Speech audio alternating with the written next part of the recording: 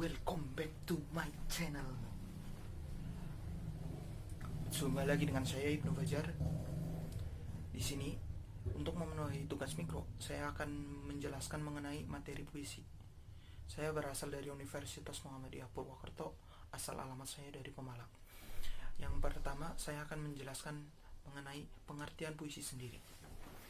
Puisi mempunyai arti ungkapan perasaan seseorang atau penyair yang dikemas dengan bahasa yang bermakna imajinatif serta mengandung irama, rima, dan ritma, dan dalam penyusunan baris setiap baitnya.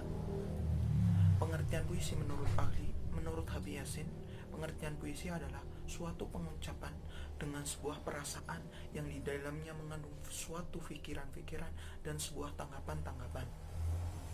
Kemudian ada unsur-unsur puisi dari struktur batin. Satu, ada tema atau yang dikenal dengan sense. Tema adalah unsur utama pada puisi karena berkaitan erat dengan makna dari yang dihasilkan dari sebuah puisi. Tanpa puisi, tanpa tema, maka sebuah puisi akan terlihat tidak bermakna. Dan yang kedua ada rasa atau feeling. Rasa merupakan sikap sang penyair terhadap suatu masalah yang diungkapkan dalam puisi. Umumnya, ungkapan rasa ini sangat berkaitan dengan latar belakang sang penyair. Apabila sang penyair adalah melankolis, maka puisi-puisinya akan melankolis. Apabila sang penyair humoris, mungkin puisi-puisinya akan banyak yang humoris begitu. Dan yang ketiga ada nada atau dikenal dengan tone. Nada berkaitan erat dengan makna dan rasa. Melalui nada, seorang penyair mampu menyajikan suatu puisi dengan nada mendikte, menggurui, memandang rendah, dan sikap lainnya terhadap audiens. Kemudian ada tujuan atau dikenal dengan intention. Tujuan sendiri atau amanat itu adalah suatu pesan yang ingin disampaikan oleh seorang penyair kepada pembaca atau pendengarnya. Kemudian ada selain struktur batin, ada struktur fisik. Yang pertama yaitu dari struktur fisik yaitu perwajahan puisi atau dikenal dengan tipografi. Tipografi merupakan bentuk format suatu puisi seperti pengaturan baris, tepi kanan, kiri, hingga halaman yang tidak dipenuhi kata-kata. Hal tersebut sangat berpengaruh terhadap pemaknaan sebuah puisi itu sendiri. Kemudian yang kedua ada diksi. Diksi merupakan pemilihan kata-kata yang dilakukan oleh penyair pada puisinya. Puisi berisi sedikit kata namun kaya akan makna. Maka dari itu pilihlah kata secermat mungkin agar dapat bermakna. Kemudian yang ketiga ada imaji. Imaji adalah susunan kata dalam puisi yang dapat mengungkapkan pengalaman indrawi sang penyair.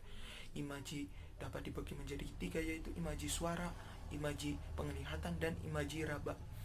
Kemudian imaji mampu memengaruhi audiens dan seolah-olah merasakan apa yang dialami oleh sang penyair tersebut. Kemudian yang keempat ada kata konkret. Kata konkret adalah kata yang dapat ditangkap dengan indera sehingga mampu menimbulkan imaji. Kata-kata ini berhubungan dengan kiasan atau lambang. Misalnya penggunaan kata salju untuk menjelaskan kebekuan jiwa seseorang tersebut atau penyair tersebut. Kemudian yang kelima ada gaya bahasa. Gaya bahasa yaitu penggunaan bahasa yang mampu menghidupkan dan menimbulkan makna konotasi dengan menggunakan bahasa figuratif. Umumnya gaya bahasa dikenakan pada puisi berbentuk majas seperti majas, metafora, simile, anafora, paradoks, dan lain sebagainya. Kemudian yang keenam itu ada rima atau irama. Rima atau irama yaitu persamaan bunyi dari awal, tengah, maupun akhir puisi. Rima ini menonjolkan dalam pembacaan puisi beberapa bentuk rima itu seperti onomatope atau tiruan terhadap suatu bunyi, misalnya yang mengandung efek magis, dan bentuk intern pola bunyi yaitu aliterasi, ansonansi, dan persamaan akhir, persamaan awal, sajak berselang, sajak berparuh, sajak penuh, repetisi, dan sebagainya. Kemudian ketiga ada kepengulangan kata, penentuan tinggi rendah, panjang pendek, keras lemah suatu bunyi. Dan yang terakhir ada jenis-jenis puisi. Yang pertama ada puisi lama. Puisi lama merupakan jenis puisi yang dihasilkan sebelum abad ke-20. Puisi jenis ini terbagi ke dalam beberapa jenis pula. Di antaranya ada pantun talibun, pantun terikat, pantun kilat, gurindam, syair, mantra, dan lain sebagainya. Kemudian yang kedua ada puisi baru. Puisi baru merupakan jenis puisi yang bebas daripada puisi lama, baik dalam baris, suku kata maupun rima. Dan yang terakhir ada puisi kontemporer, merupakan jenis puisi yang berusaha keluar dari ikatan konvensional.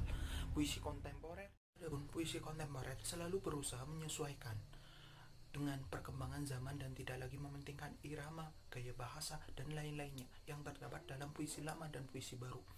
Adapun jenisnya yaitu puisi mantra, puisi beling, dan puisi kongrat. Demikian yang dapat saya sampaikan, kurang lebihnya mohon maaf. Jangan lupa like, comment, and subscribe. Wassalamualaikum warahmatullahi wabarakatuh. See you.